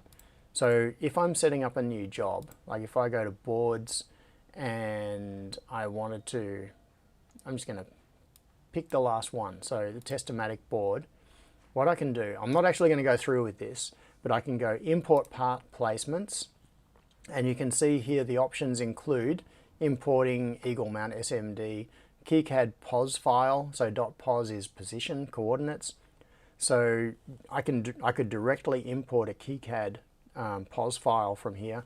I can import a CADSoft Eagle board natively, dip trace, LTM, etc., reference CSV, Proteus. So if I go to CADSoft Eagle and then I browse to, let's see, oh, I'd have to mount the file server. No, it won't be in there. Oh, actually, let's just pick one. Oh no, I can't even actually do it because it would break the existing job. But what I'd normally do is I turn off import parts on the bottom of the board, and normally I don't have any anyway. And you just browse to the board file, click import, and boom, it populates all of these placements, including the X and Y coordinates and the rotations, the part names, etc. So then you map that into the job. So the job has a board, and then all of these placements are inherited from the board definition. So this job has this board in it, and you can have multiple boards in a job. You can have panels, all sorts of configuration options. But it is actually very fast to go from having a board file like this, so having a design in Fusion or KiCad or whatever you're using, and I could go, the way I do it is I go export, and I specify I want to export it as an Eagle board file, save it, and then that file that I export is the one that I import into, where is it? There. That I then do the import on in OpenPNP, and it populates all of those locations. So I'm going to exit out of that. Do you want to save? No, I do not want to save changes. Do I want to save? No, I do not want to break it. And yeah, so I can go from nothing to setting up a new job pretty quickly. Yes, okay, so I am going to go and start doing some, say hi to my dad and get some stuff set up for the barbecue. So, oh, Amanda, you did make it for the end of the stream. And I mentioned earlier that your EMT certification, so congratulations again on that. Yeah. So, thank you for coming along. For those of you coming to the barbecue, I will see you all very soon. I will go and do some cleaning up and start getting some things set up. And have a fantastic week. And I will catch you all next week. Thanks. See ya.